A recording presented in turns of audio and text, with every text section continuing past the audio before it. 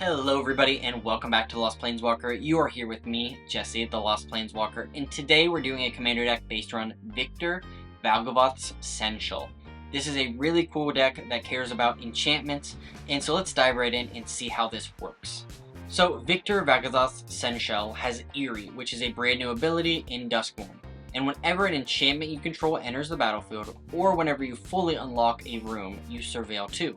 If this is the first time this ability is resolved this turn. If it's the second time, each opponent discards a card, and if it's the third time, you can reanimate a creature basically from your graveyard to the battlefield for free, which is a really cool idea. It's really strong, and I think that there's a really fun way to build this deck. So let's look at how this deck is going to be built. First off, we're going to be designing around enchantments, and probably a lot of cheap enchantments because we want to be playing as many as possible. Next up, we're going to be looking at some really big reanimation targets we're going to want to be hitting, and then lastly, of course, we have the good stuff. But before we dive into this deck, I just have to do my Patreon shoutout, which is to Rusty, the Lost Planeswalker. Thank you, Rusty, for supporting me, and if you want to support me, I'll talk about that later, but let's dive right in and look at those enchantments I think you should include in this deck. So let's dive right in and look at those enchantments, and we want to be playing as many cheap enchantments as possible. Now we can get twofold benefits here. You have regular cheap enchantments, you have enchantment creatures, you have creatures that make enchantments, and lots of cheap enchantment auras. We want to be able to trigger Victor's ability as many times as possible, so let's start out by looking at those enchantment triggers that are going to trigger Eerie, with All Seed of Life's Bounty, Fear of Lost Teeth, and Indented Spirit. All Seed of Life's Bounty is a single white enchantment creature nymph with lifelink. For 1, sack All Seed of Life's Bounty. Target creature or enchantment you control gains protection from the color of your choice until end of turn. A great protection piece that's also going to trigger our commander. Very similarly, Fear of Lost Teeth is a single black enchantment creature nightmare. With Fear of Lost Teeth dies, it deals 1 damage to any target and you gain 1 life. Just another cheap enchantment that maybe we can get some additional value out of. And then Indented Spirit, a single white enchantment creature spirit with Bestow. So this has twofold. Whether we're going to cast this as an enchantment creature, or if you bestow it as an aura, those are both going to trigger Eerie. This is Afterlife 1, meaning that if this permanent is put into a graveyard from the battlefield, create a 1/1 white and black spirit creature token with flying. An enchanted creature gets +1/+1 and has Afterlife 1. Now, in particular, bestow cards fall off onto the board versus going into the graveyard, unlike other aura enchantments. So if we attach this to a creature and it dies, that creature that died will have Afterlife 1, will make 1/1 white spirit. Then this will also fall off, remain on the board, also having Afterlife 1, meaning that if we do bestow this, we can potentially get an additional 1/1 white and black spirit, while also buffing up another creature. One of the most interesting things I see here is Eerie works like Constellation, and Constellation is another enchantment ETB effect that doesn't care about casting just whenever something enters. So I immediately thought back to the Wild Veil Drain with the roll tokens, because those will cause Eerie to trigger while also giving our other creatures benefits. So Besuited Knight, Return Triumphant, and Spellbook Vendor are some really cool roll token cards. Besuited Knight for 3 and a white is just a 3/3, but Betrothed the Beast for a single white is a sorcery adventure that creates a royal roll token and attaches it to a creature you control, triggering Victor. And then if we need a creature later on, we can cast it for 4 mana for a 3/3, which isn't a great rate, but we really only care about that single cost that's going to make us a roll. Return Triumphant, also 1 and a white sorcery, return target creature card with mana value 3 or less from your graveyard to the battlefield, and create a young hero roll token attached to it. So not only are we returning probably a low-cost enchantment creature back to the board, we are also putting another enchantment on the board, creating 2 triggers of Eerie, already getting us to that second time for Victor. And then Spellbook Vendor, 1 and a white creature human peasant with vigilance. At the beginning of combat on your turn, you may pay 1. When you do, create a sorcerer roll token and attach it to a creature you control. For just a single mana, we can do this every turn, triggering our commander and getting some great benefit. Some other great enchantments I think work particularly well, especially with the really cheap ones we're going to be casting here, are Hallowed Haunting, Sigil of the Empty Throne, and Sphere of Safety. Hallowed Haunting is 2 white enchantment. As long as you control 7 or more enchantments, creatures you control have flying and vigilance. Whenever you cast an enchantment spell, create a white spirit cleric creature with this creature's power and toughness are equal to the number of spirits you control. This is going to allow us to create a lot of spirit creatures that we either can attach these rolls or auras or do whatever with as we grow our board. Sigil of the Empty Throne is 3 white enchantment. Whenever you cast an enchantment spell, create a 4/4 white angel creature token with flying. Again, these aren't as good at Constellation, we want things that just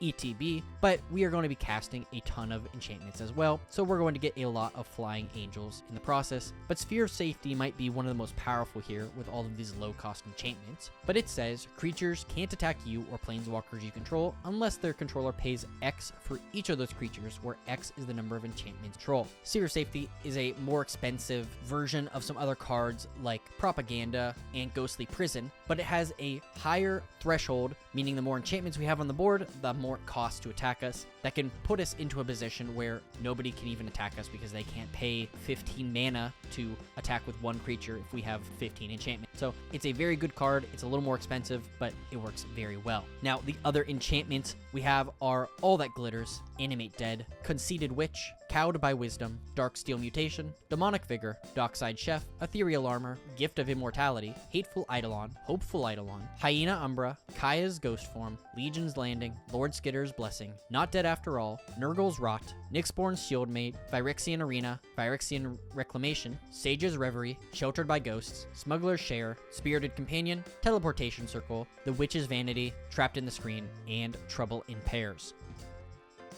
Now, before we dive back in and look at those big reanimation targets, I would just like to say, please consider subscribing to my channel. It would mean the world to me. Leaving a like, and if you would like to support me in additional ways, or you just want to see more of my content, I just created Patreon and would really appreciate it if you check it out. This is kind of a community that I want to be building, and this is the place I want to get your input. I'm going to be posting polls and discussions all about, what's new in Magic, or what kind of direction you want to see my channel take. In addition, Rusty, the Lost Planeswalker, supported me at the Planeswalker tier, so his name gets called out in my videos. So thank you so much, Rusty. So let's dive right in and look at those big reanimation targets.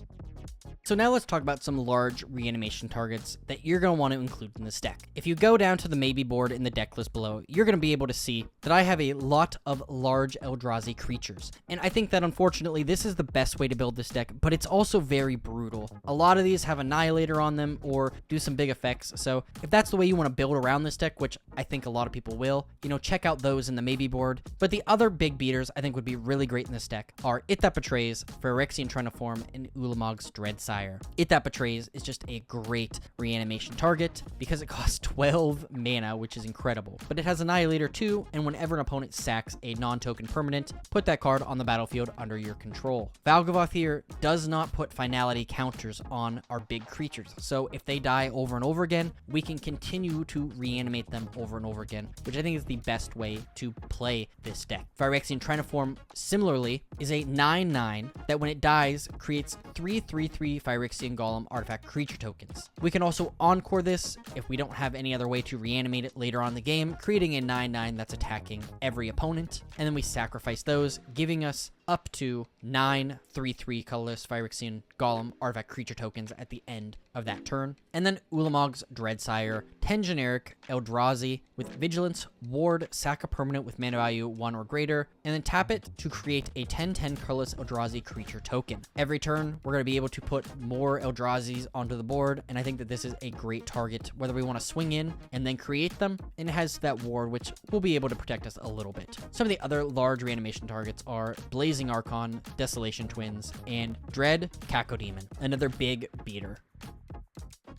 Now, moving on to the good stuff, there's a couple cards I think are notable that would be very powerful in this deck. We have Cleansing Meditation, Ariete of the Charmed Apple, and Mesmeric Orb. Cleansing Meditation is 1 white sorcery that says destroy all enchantments, but it has a threshold, and threshold means if you have 7 or more cards in your graveyard. Instead, destroy all enchantments, then return to play all cards in your graveyard destroyed this way. This is a great way to be able to trigger Victor, get all of our enchantments triggering to trigger everything else, and pull everything everything that was put into our graveyard back out. A very cool way to kind of reset the board in our favor. Ariete of the Charmed Apple is 1 white and a black legendary creature, human warlock, with each creature that's enchanted by an aura you control can't attack you or planeswalkers you control. And then at the beginning of your end step, each opponent loses X life and you gain X life, where X is the number of auras you control. This works kind of as a co-commander in this deck. You know, we're not 100% going around the auras, but there certainly are enough in this deck that we can use them to our advantage. And then Mesmeric Orb, 2 generic artifact. It says whenever a permanent becomes untapped, that permanent's controller mills a card. Not only will this mill us, putting a bunch of things into our graveyard for us to reanimate, but it'll also slowly mill out our opponents and potentially mill them out if they're already playing a deck that's drawing a ton of cards or has a lot of little permanents. Some of the other good stuff cards in this deck are Arcane Signet, Come Back Wrong, Commander Sphere, Final Vengeance, Fracture, Lightning Greaves, Mortify,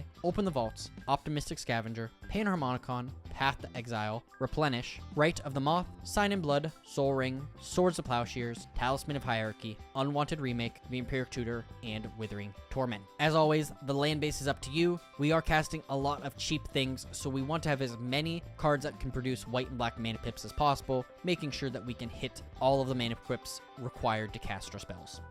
Thank you so much for watching. I hope you enjoyed this video. I think Victor Valgavoth Seneschal is a really cool commander that has some really interesting play patterns. You know, you really want to play a lot of cheap stuff, or, you know, some things that make enchantments like I showed off in this deck. But are there some great cards I didn't include that you think would be great? I'd love to hear about it in the comments down below.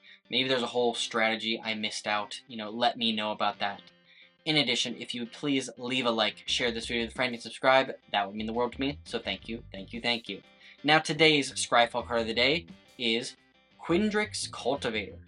In the garden spread across the Quindrix campus, ferns turn to forests before class is even over. Thank you so much for watching, and as always, I'll see you later, Planeswalkers.